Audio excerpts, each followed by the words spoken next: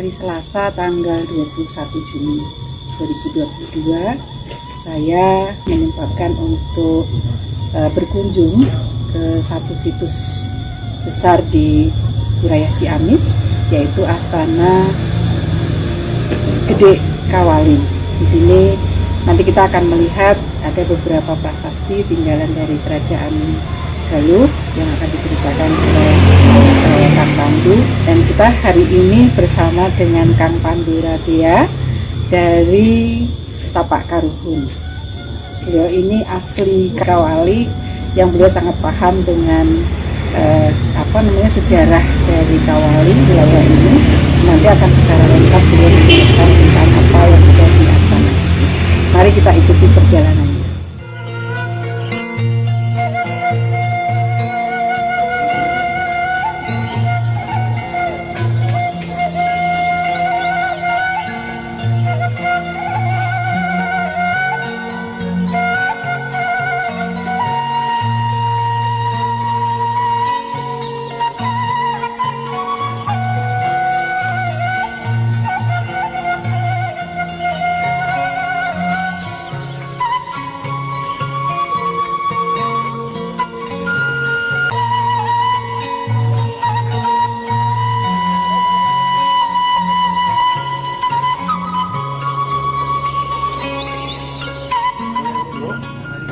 Nah, kita berada di salah satu objek penyebutan di masyarakat tentang batu ini, gitu ya.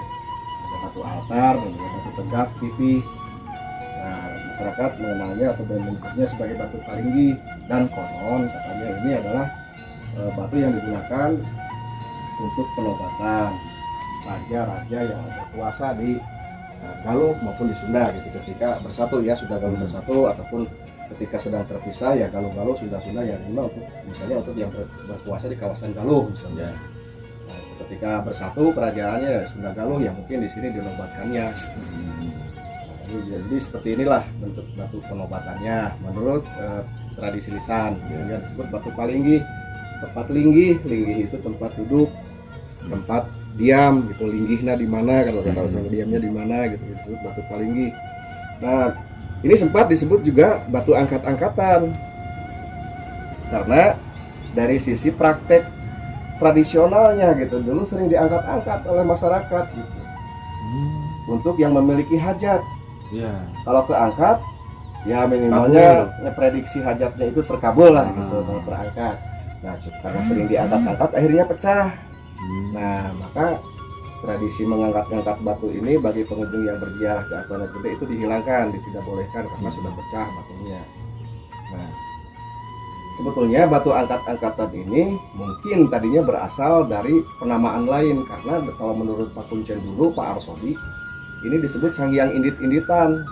Nah, Sanghyang Indit-Inditan itu kalau dalam bahasa bahasa Indonesianya Indit-Inditan senang pergi lah, senang pergi ya, yang senang pergi gitu. Nah, kemudian dilemeskan dari Sanghyang Indit-Inditan menjadi angkat-angkatan. Oh, angkat ya. Angkat damel misalnya, orangnya mau berangkat kerja gitu. Nah, kan indit itu dengan angkat hampir sama gitu. Kalau dalam bahasa Indonesia angkat ya diangkat. Nah, dinaikkan gitu. Kalau dulu mah ada juga yang menafsir angkat itu pergi gitu ya. Jadi Sanghyang angkat-angkatan. Nah, akhirnya dipraktekkan jadi sering diangkat-angkat. Nah, jadi pergeseran makna gitu ya. Nah, padahal dulu katanya di sini menurut keterangannya ya kita mengacu pada keterangan saja yang sudah ada di sini, bahwa inilah tempat penobatan dari raja-raja yang berkuasa di Sunda Galuh bersatu, ataupun ketika kerajaan Galuh berpisah dengan kerajaan Sunda gitu. Jadi kalau kita melihat seperti ini, kemungkinan raja terakhir yang dinobatkan di batu ini ya, ataupun secara spiritual ya dinobatkan di batu ini adalah Prabu Jayadiningrat. Di sini ya, meneruskan bapaknya Prabu Ningrat Kencana ya. Lalu turun ke Prabu Jayadiningrat. Nah, Prabu inilah yang terakhir kemungkinan dinobatkan di sini karena dia adalah raja terakhir dari Galuh. Nah, itu tentang batu ini.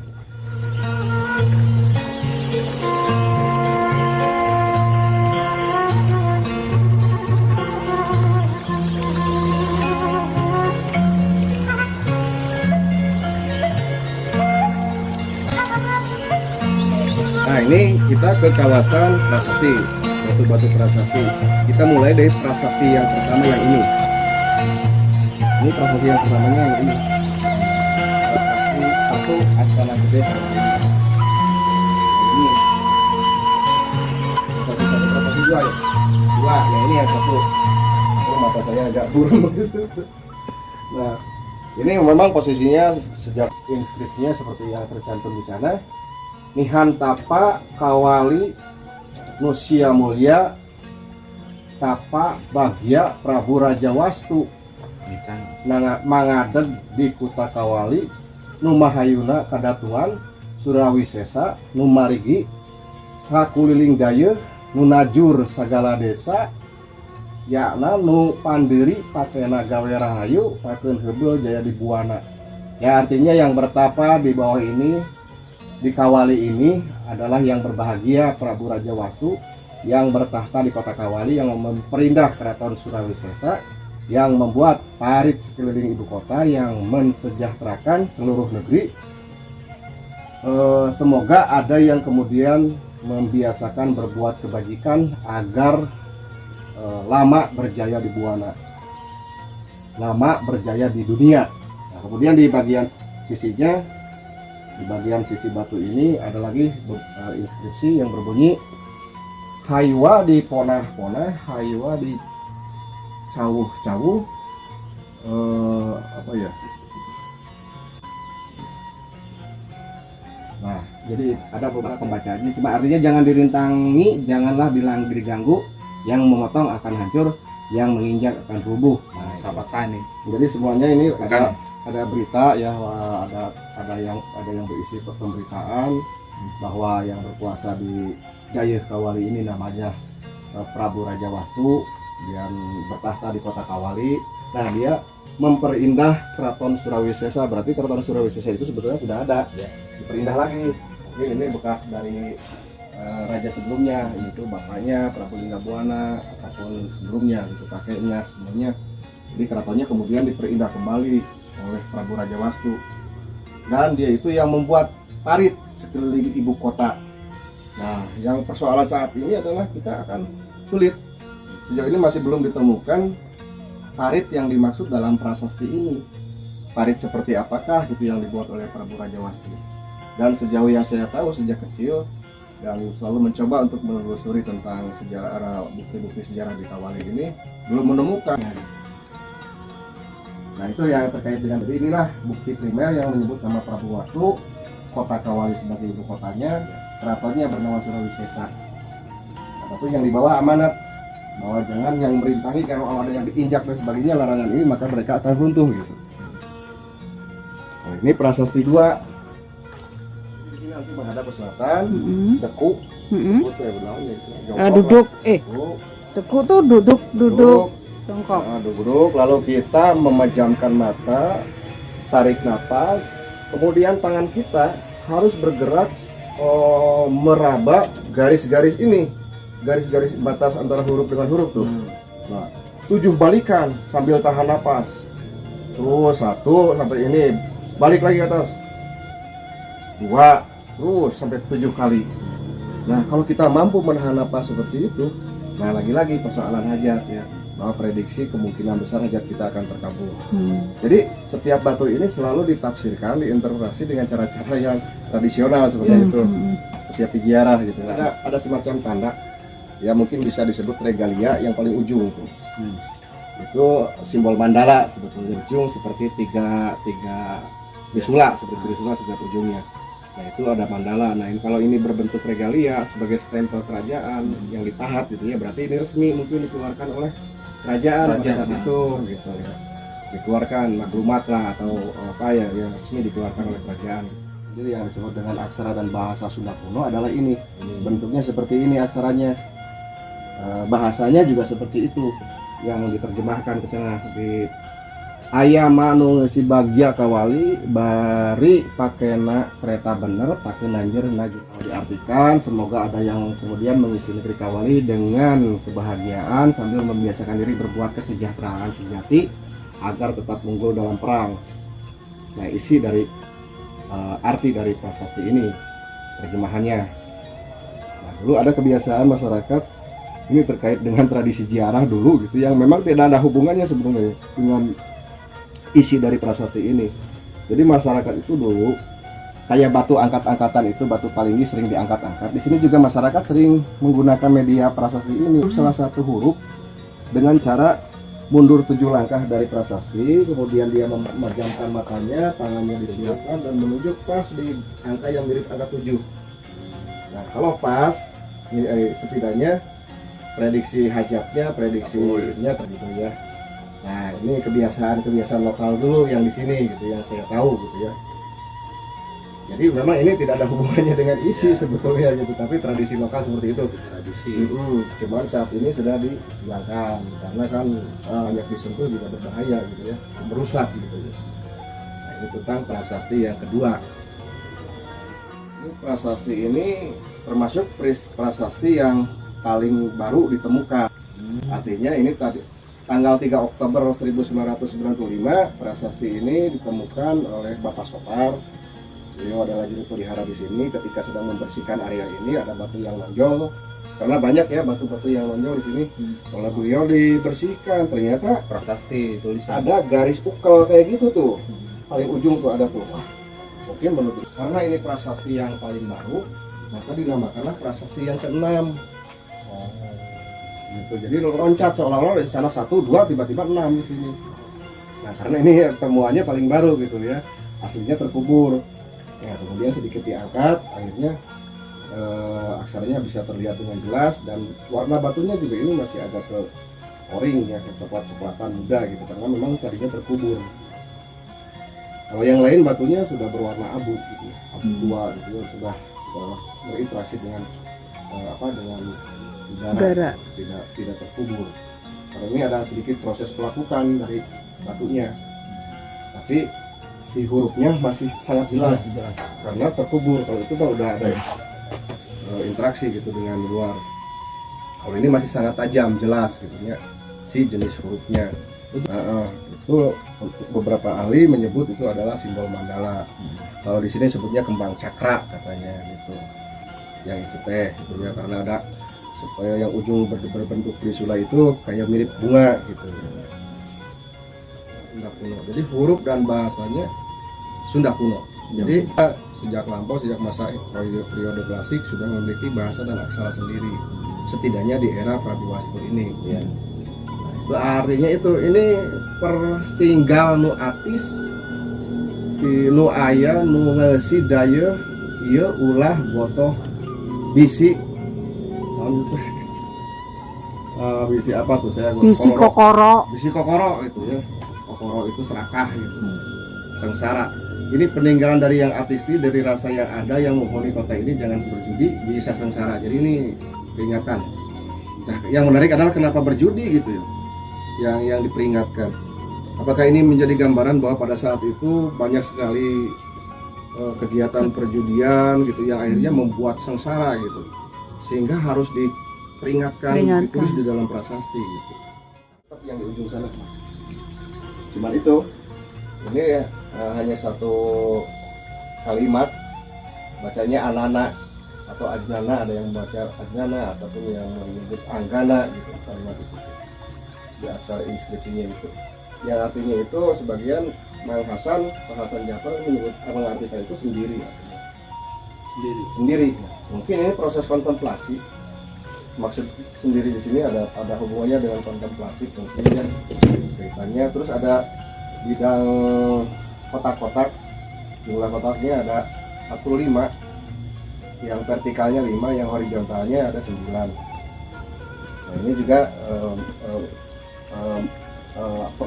perlu ditafsirkan gitu ya, masih perlu interpretasi yang tepat gitu untuk kotak ini. Namun sementara ada yang menyebut ini batu kolenjer, sehingga disebut juga prasasti ini adalah batu kolenjer kalau kita lihat di sana tuh ya. Atau untuk menghitung pertanggalan kaitannya gitu. Ada yang mengaitkan juga dengan konsep Bayu Sadakdap, Bayu Sabdahdap dalam konsep Sunda gitu ya, dalam konsep kosmologi Sunda terkait dengan ajaran yang banyak disebutkan di naskah-naskah misalnya gitu. Nah ini ada simbol sepasang telapak kaki dan satu telapak tangan kiri. Kalau mungkin ini disebut pada talanya. Pada tala itu telapak kaki, gitu. Cetakan telapak kaki pada tala. Kalau tangan mah pada pala gitu. Kalau yang ini pada tala. Biasanya kalau simbol-simbol seperti ini memang di Jawa Barat ada beberapa ditemukan, itu masih cukup banyak lah, walaupun tidak dikatakan banyak sekali ya, ada beberapa. Seperti prasasti Ciadeuteng yang peninggalan Purnawarman juga ada. Prasasti Sri Baduga juga ada telapak kaki. Kemudian di beberapa artefak lainnya yang seperti yang disebut Sang Hyang Dampal juga itu simbol-simbolnya telapak kaki, dan yang di sini di Astana Gede juga ada. Ini dengan tangan. Nah, mungkin secara ikonografi telapak kaki atau padatala ini terkait dengan manifestasi atau perwujudan Dewa Wisnu ketika dia turun ke dunia sebagai dewa yang menjaga keamanan, ketentraman di dunia gitu ya. Nah, mereka Dewa Wisnu ini kemudian berwujud dimanifestasikan ke dalam figur-figur pemimpin. Jadi atau sebaliknya figur-figur pemimpin ini sebagai perwujudan dari Dewa Wisnu. Nah, ini arah hadapnya ke utara. Arah hadapnya gitu. Jadi seolah-olah ini memiliki konteks dengan arah hadap utara sendiri, karena di utara kan tempat berkedudukannya Dewa Wisnu gitu ya. Jadi apakah ini posisi asli sejak pertama kali prasasti ini diletakkan atau tidak? Yang jelas ini posisinya menghadap utara saat ini. Jadi ini memiliki konteks dengan arah utara sebagai kedudukan Dewa Wisnu. Bahwa Purnawarman ini dianggap sebagai perwujudan Dewa Wisnu. Berarti ini sama kan? Jadi dalam konteksnya dengan prasasti yang satu itu, yang pertama, prasasti Kawali pertama, bahwa Prabu Wastu ini adalah perwujudan dari Dewa Wisnu. Penghangat Wisnu. Jadi mungkin secara corak agamanya Waisnawa mungkin ya, pemuja ke Wisnu gitu kaitannya. Walaupun tidak sepenuhnya saklek bahwa ini ke Waisnawa gitu, karena pada saat itu terjadi sinkretisme yang Hindu, Buddha, kemudian kepercayaan lokal disatukan gitu dalam satu konsep religi pada saat itu. Dalam sinkretisme ini setiap unsur dewa tetap dihormati, tetap disembah gitu. Walaupun kedudukannya lebih rendah dari sosok adikodrati yang lebih tinggi, yaitu Hyang. Nah, di mana nanti sumber primer yang terkait dengan Hyangnya ini ada di sini. Gitu. Jadi ini sesuai dengan naskah Siksa Kandang. Kalau kita singkat nanti ada kalimat Ratu Bakti di Dewa, Dewa Bakti di Hyang. Nah, jadi secara strata sosial Hyang lebih tinggi kedudukannya dari dewa. Tapi semua unsur-unsur yang dihormati ini tetap digunakan gitu, tetap disembah, tetap bagian dari proses religi gitu, simbol-simbol religinya. Yang termasuk ini. Jadi ini mungkin bisa dikatakan bahwa Prabu Wastu ini sebagai perwujudan dari Dewa Wisnu yang turun ke dunia memimpin kerajaan Sunda Galuh yang dengan ibu kota di Kawali, sehingga pada saat itu kerajaan Sunda Galuh di masa kepemimpinan beliau ini mencapai puncak kejayaannya. Sampai Apah, Teja gitu ya, Bayu, Akasa itu tentram berada di bawah pemerintahan Prabu Wastu. Menurut naskah Siksa Kandang, itu dulunya. Saking aman tentramnya. Jadi di sisi lain Majapahit ketika sedang riweuh gitu oleh perang Paregreg, Kawali sedang aman-amannya gitu. Ya, sedang mengalami puncak kejayaan.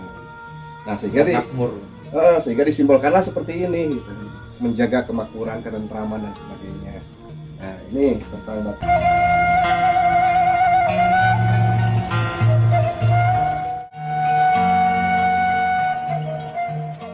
Kawasan yang sudah diekskavasi oleh tim peneliti dari Universitas Pajajaran yang dipimpin oleh Bu Nina Lubis. Para peneliti di bidang arkeolog yang terlibat di sini diantaranya adalah Pak Lutfi, kemudian Bu Eti Stigendayati, dan beberapa peneliti lainnya. Nah, tim dari Unpad kemudian berhasil memperlihatkan adanya struktur di area ini, yaitu berupa tatanan batu kali di sana yang bentuknya bulat, pipih dan lonjong. Kemudian juga ada struktur di sini yang melintang ke barat timur, itu ke utara selatan tatanan batunya. Kemudian juga struktur-struktur lainnya ada sepasang batu tegak dua gitu ya. Kemudian juga ada batu gores. Kalau batu gores ini sebetulnya tidak in situ.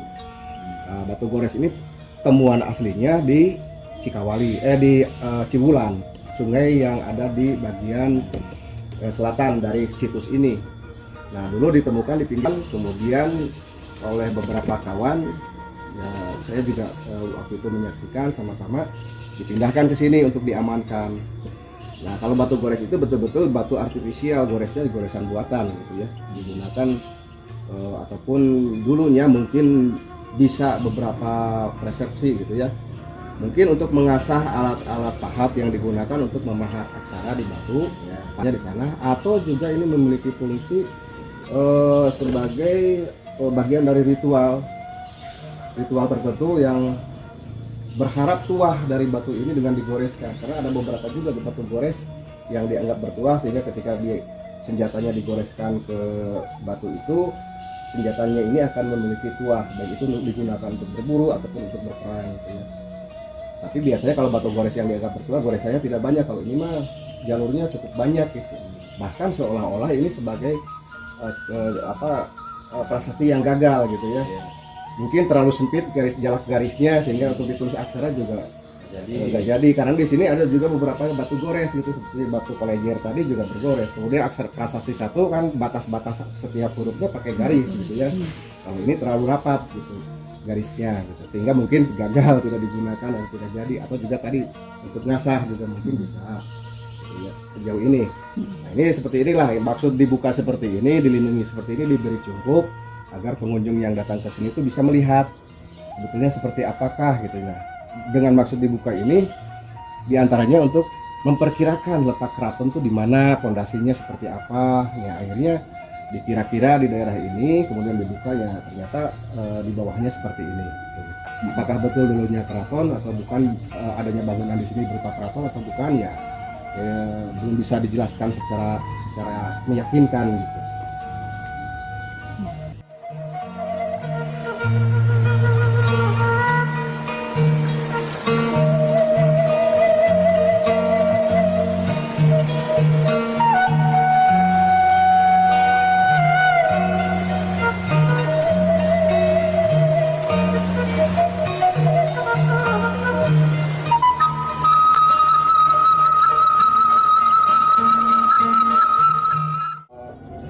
Ranting ini ya, batang pohon ini, bukan batang pohon, batang daun, ranting. Nah, misalnya sejengkalnya segini, kita harus pas yakin sejengkal.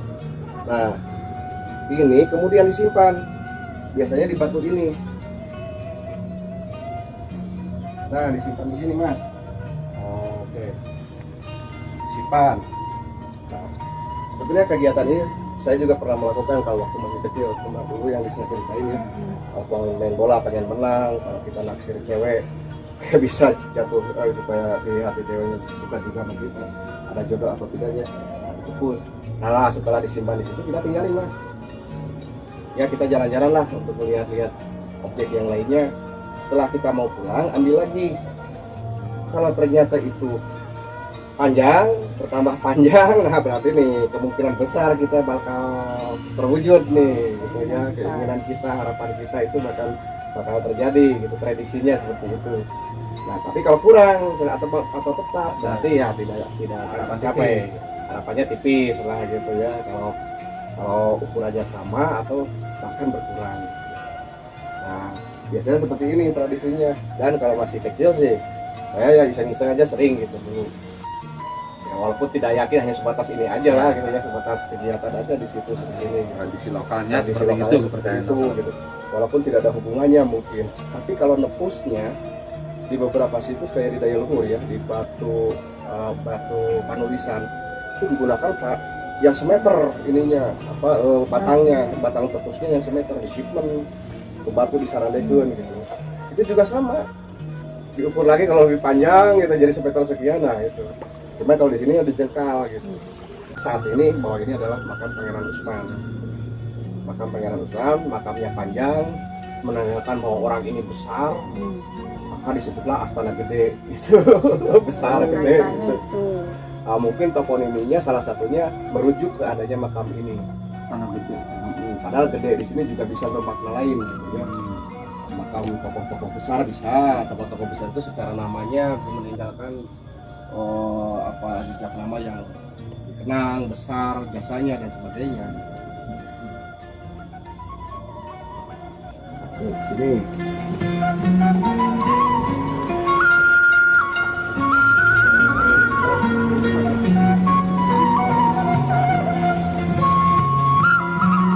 Ya, Ya. di Majapahit. Kemudian dibawa ke Dibawa Kawali. Nah, disinilah tempat perabuan Dewi Lalaringsing, permaisurnya Prabu Linggabuana yang juga gugur di Gubat dan abunya dibawa ke sini. Jadi perabuannya disimpan di sini di bawah tanah. Nah, itu 4 hal yang terkait dengan prasasti ini, batu penyandaan ini. Nah, di sini juga disebutkan tempat disemayamkannya abu jasad Prameswari Dewi Lalaringsing yang gugur di Palanggang Gubat. Tuh, sedangkan batu penyandaan tidak disebutkan. Penyandaan teh apa maksudnya gitu. Ini terkait dengan perilaku masyarakat menafsirkan Ya. batu ini waktu itu sama dengan yang lainnya gitu.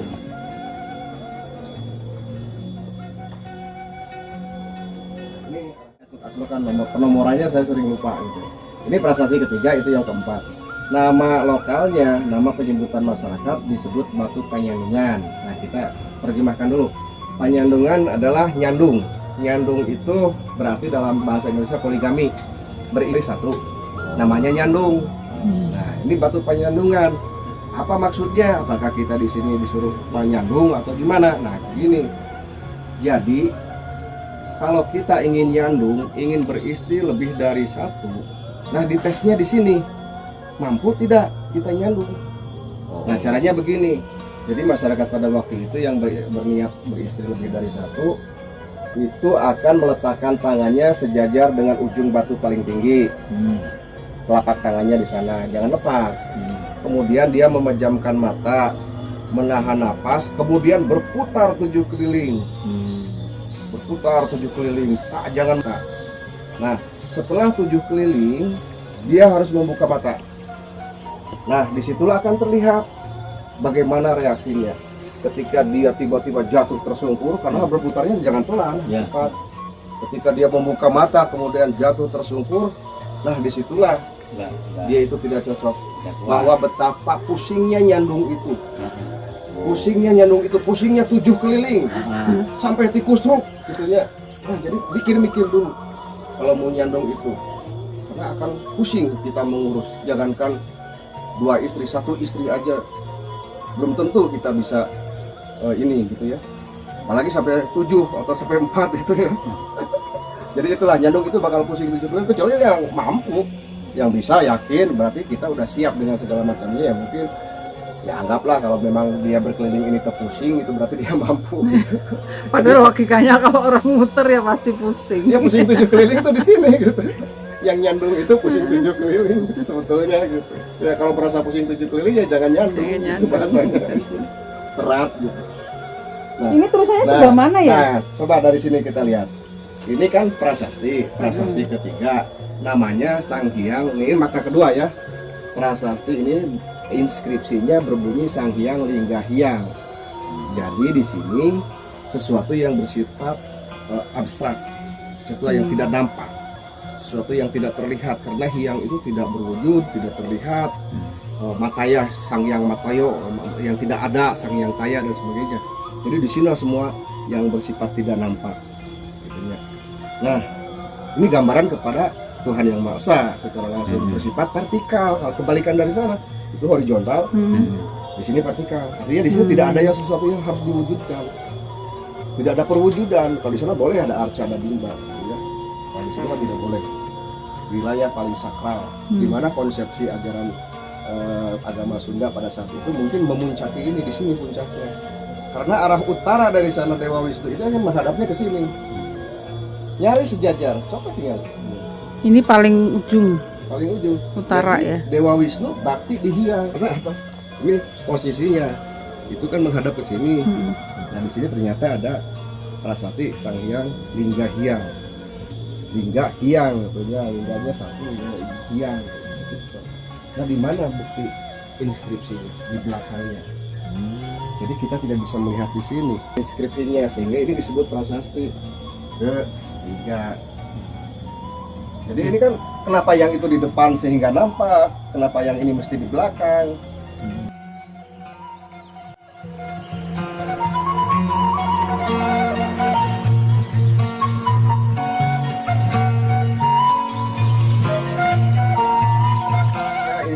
langsung ke masalah ketuhanan, konsep spiritual, daerah netra, daerah sakral di kawasan ini tidak ada yang diwujudkan. Berbalik dengan itu ada Bingba yang mewakili perwujudan.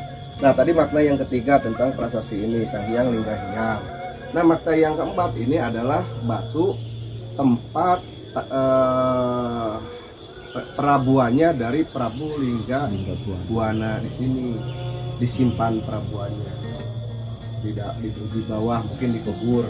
Memang sejauh ini belum ada yang menggali di bawahnya apakah betul atau tidak gitu ya. Sejauh ini saya belum mendapatkan informasi. Palagaan Buba terjadi pada hari Selasa tanggal 4 September 1357. Berarti dapat dikatakan berdasarkan ini keterangan ini ya, tahun 1357 beliau wafat, dikuburkan di sini. Abunya dibawa dari Trowulan dan disimpan di sini.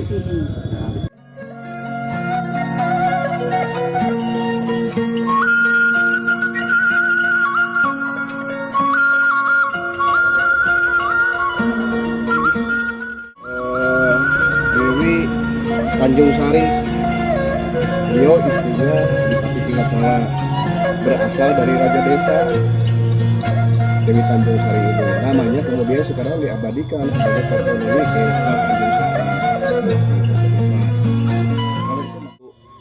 Panyandaan, batu panyandungan, di sini batu pangentengan. Kalau pak itu dalam artian itu artinya tempat. Panyandaan tempat nyanda, pangentengan tempat ngenteng, panyandungan tempat nyandung. Nah, kalau ini pangentengan tempat ngenteng, maksudnya apa? Gimana tata caranya dulu dari sisi penamaan ini? Jadi peziarah yang ingin sama ya terkait dengan hajat gitu ya, dengan keinginan, dengan cita-cita gitu. Jadi masuk ke sini, kemudian badannya dijajarkan ke sini, bagian depan badan, dada sampai dagunya, kemudian pas di bagian ujung. Nah setelah itu matanya akan ke bawah melihat ke sini. Di sini ada air ngenteng, di sini ngenteng itu berkaca. Nah di situ ngenteng katanya. Gitu. Ya sambil apa ada dalam hati menyebutkan hajatnya gitu ya. Kagerenteskeun. Itu tradisi dulu ya, perilaku masyarakat itu menafsirkan objek ini. Nah, di sini tidak ada inskripsi, artinya ini batu tegak cukup tinggi lah untuk ukuran lingga-lingga yang ada di kawasan Kawali ya, Kecamatan Kawali, Panjalu. Lingga ini termasuk lingga-lingga yang tinggi gitu, yang lainnya sih di bawah ini ukurannya. Nah, yang menarik di sini yang perlu dicermati adalah pangentengannya, batu pangentengan ini adalah yoni. Sebetulnya ini yoni, Mas. Cuman ada sedikit anomali dengan yoni yang umumnya dikenal di Jawa misal ataupun di Sunda. Di sini bentuk lobangnya segitiga. Kalau kita lihat yoni kan dalam agama Hindu gitu ya, konsepsi Hindu ada yang segi empat itu untuk kedudukan paling bawah Brahma baganya, ada Wisnu baganya yang segi 8 dan ada Siwa baga yang bulat di atas, biasanya seperti itu dalam konsep Trimurti misalnya. Kalau ini kan berarti dengan segitiga ini tidak ada unsur dewa. Dan seperti apa lingganya? Lingganya tidak ada, yang kakinya itu segitiga. Nah berarti ini kan satu ikonografi yang mungkin menjadi sesuatu yang khas untuk yoni ini ya. Nah akhirnya karena belum ditemukan yang kakinya segitiga, berarti ini lingganya adalah lingga tegak ini, lingga yang langsung menancap di tanah.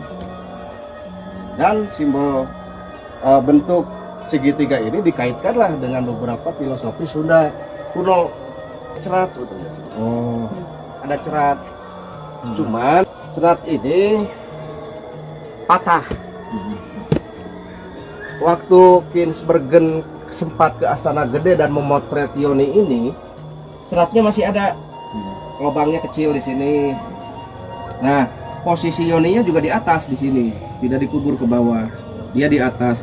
Ada pelipitnya gitu, garis-garis itunya seperti halnya yoni yang umum ditemukan, tapi dalam hiasannya lebih sederhana. Hmm. Gitu, hanya profil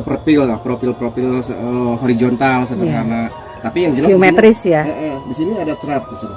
Jadi tidak ada ukiran lain seperti yoni-yoni Singasari gitu ya. Singasari kan raya gitu ya, dengan ukirannya juga bagus. Kalau ini sederhana. Nah, ini ceratnya di sini cuman patah. Ini bekas patahannya ini nih. Bekas patahannya. Nah, patahnya ini apakah sengaja atau tidak sengaja ya kita tidak tahu. Cuman bukti Kinsbergen dulu memotret ini ada ceratnya. Masih ada ceratnya. Masih ada ceratnya. Sehingga saya tahu bahwa ini ada ceratnya karena dari foto itu. Oh, berarti memang pernah ada ceratnya ya? Ya, ada ceratnya. Kemudian patah. Nah, patah ini apakah sengaja atau tidak sengaja? Ya, saya tidak tahu. Pas Kinsbergen motret mah di sini ada ceratnya. Cuman cerat biasa gitu. Cerat biasa. Ceratnya ya cerat itu lubang, ada lubangnya bulat gitu, tempat air ini keluar gitu, mengalir. Nah, ini yang jadi kalau identifikasi ini yoni memang betul yoni. Cuma yang tidak lazim lubangnya gitu. Berarti kita kalau konsepnya seperti ini bahkan terkoneksi dengan lingga yang kakinya segitiga setidaknya. Agar masuk kan ke dalam. Namun lingganya tidak ada. Tidak ada, kita tidak menemukan lingga yang kakinya segitiga gitu. Karena ini tidak terkait dengan konsepsi lingga dalam prinsip wataknya agama Hindu yang Brahma Baga kan, simbol Brahma kan 4 gitu. Nah, kalau ini yang 3 simbol apa gitu. Nah, dalam konsepsi Sunda yang kaitannya dengan Tritangtu akhirnya. Ada sesuatu yang berbeda lah, dengan unik gitu ya, dengan yoni-yoni lainnya gitu. Nah, sebetulnya simbol segitiga ini ada di kita di depan pada talanya di prasasti Sri Baduga. Di depan prasasti itu kan ada batu kotak dan ada simbol segitiga yang dipahat. Nah, di depannya lagi itu ada simbol telapak kaki. Jadi telapak kakinya menghadap ke simbol segitiga. Kemudian batu prasasti Sri Baduga di depannya. Itu di Sri Baduga, di prasasti Sri Baduga. Jadi pembanding simbol segitiganya ada di prasasti Sri Baduga. Di mana itu lokasinya? Di museum? Museum Sri Baduga di prasasti yang di Bogor. Prasasti Sri Baduga kan itu. Nah, berarti masih in situ ya? In situ. Di area itu ada lagi. Ada, cuman bukan yoni, cuman batunya kotak dipahat segitiga. Kotak, kemudian dipahat segitiga di tengahnya. Nggak lubang berarti ya? Tidak dalam lubangnya, cuman pahatan agak dalam sekitar beberapa senti ya. Cuman bentuknya segitiga gitu. Nah, di sininya ada batu telapak kaki 2. Jadi gini, batu telapak kaki, di sini ada petak, nah segitiga gitu. Nah, ini prasastinya, gitu. Ini telapak kakinya di sini, gitu. Ada di Sri Baduga. Mungkin yang ini memiliki koneksi dengan yang ini, gitu. Ada makna yang sama. Gitu. Nah, yang lainnya dari sini adalah ini dikenal sebagai tempat prabuannya dari Dewi Citra Resmi. Jadi ayah ibunya di sana, abunya dipendam di sana. Kalau Dewi Citra Resmi ataupun Dewi Pitaloka, Diah Pitaloka di sini, abunya pendam di sini. Nah, soal benar atau tidaknya sejauh ini kan belum ada pembuktian. Kita tidak tahu. Cuma demikianlah cerita yang menceritakan bahwa di sini tempat abu jenazahnya Diah Pitaloka. Nah, di sini tidak ada inskripsi, jadi lingga, batu tegak dan yoni. Nah, itulah mungkin tentang objek-objek yang ada di Astana Gede. Assalamualaikum warahmatullahi wabarakatuh. Sampurasun. Salam sejahtera untuk sahabat Sigarda di mana saja berada. Alhamdulillah pada hari ini saya mendapat kunjungan istimewa Pak Ika yang sudah sama-sama kita kenal di Sigarda, yang banyak memberikan berbagai hal agar Sigarda tetap bisa menjalankan program-programnya. Kali ini kunjungan ke situs Astana Gede Kawali yang berada di Dusun Indrayasa, Desa Kawali, Kecamatan Kawali, Kabupaten Ciamis. Di mana situs ini sudah dikenal luas sebagai salah satu situs yang menyimpan bukti primer tentang keberadaan Kerajaan Sunda Galuh dan menjadi ibu kota sejak masa peninggalan Prabu Niskala Wastukancana ataupun raja-raja sebelumnya hingga ke penguasa Galuh terakhir yaitu Prabu Jayadiningrat. Nah, kalau Mbak Ika ini yang kedua kalinya berkunjung ke situs Astana Gede Kawali, Mas. Karena Mbak Ika juga sebagian dari gennya ini berdarah Sunda, gitu. Jadi ya wajib lah yang senang dengan peninggalan leluhur ataupun sejarah leluhur untuk mengunjungi Astana Gede Kawali. Nah, Mbak Ika, untuk kunjungan yang kedua ini bagaimana kesannya? Menarik sekali ya kan, karena waktu saya kunjungan pertama itu memang sudah ada cerita dari Kang Pandu sedemikian lengkap juga, dan ini semakin dilengkapkan dengan kunjungan saya yang kedua. Dan bagi saya sendiri, saya merasa kalau tadi Kang Pandu dan Mas Didi cerita tentang Jawa dan Sunda, mewakili Sunda, mewakili Jawa, saya ada di antara keduanya. Ya, benar. Karena saya juga darah Jawa, tapi juga ada darah Sunda. Menjembatani, Iya, gitu, begitu. menautkan kembali gitu. Betul. Jadi memang bagaimanapun juga apa yang ada di sini ini memang menjadi semacam cerita bagi kita yang menghubungkan antara dua suku ya, atau apalah. Kalau saya tidak menyebutnya suku, tetapi ada dua masa gitu yang mungkin bagi sebagian orang memang masih banyak bertanya tentang Galuh, tentang Pakuan. Tapi di sini ketika kita berkunjung ke sini, kita bisa mendapatkan penjelasan tentang bagaimana sebetulnya kerajaan Galuh dan kerajaan Pakuan. Mungkin kalau dikaitkan juga dengan sejarah Jawa di masa era Majapahit gitu, ya kita bisa menarik apa yang ada di sini. Dan terus terang yang membuat saya tertarik adalah cerita lokal masyarakat yang itu sebetulnya banyak memberikan ajaran moral bagi kita. Betul. Tidak hanya sekedar cerita begitu, tetapi Ada isi, iya, ada isinya, ada pesan yang Betul. disampaikan gitu. Iya, di mana setiap tempat itu ternyata ada tradisi yang dilakukan, dan itu menjadi pengingat juga untuk kita. Ya. Biasa sekali. Itu Kang Raden, terima Ya. kasih sekali sudah banyak bercerita tentang situs. Sami-sami ya. Terima kasih Mbak Ika. Kita sebagai pegiat sejarah, memang ada baiknya pepatah sepuh mengatakan ya, jangan terjebak kepada romantika sejarah, karena kita akan gagal move on. Kita akan terus aja berada di masa lampau, tidak akan memikirkan masa kini dan masa depan. Sebaiknya sejarah itu menjadi fondasi, landasan pinjakan kita untuk melangkah lebih terarah di masa yang akan datang. Namun, seperti itu gambarannya. Dalam bahasa Sunda ada istilah kaharep ngalah sajejeh, katukang ngalah salengka. Nah, jadi kita harus jauh berpikir bijak ke masa depan dengan tidak melupakan masa lampau. Karena masa lampau adalah jati diri, entitas, dan identitas kita sebagai bangsa Indonesia. Tepuk tangan. Terima kasih. Terima kasih. Assalamualaikum warahmatullahi wabarakatuh. Salam Sigarda. Salam Sigada.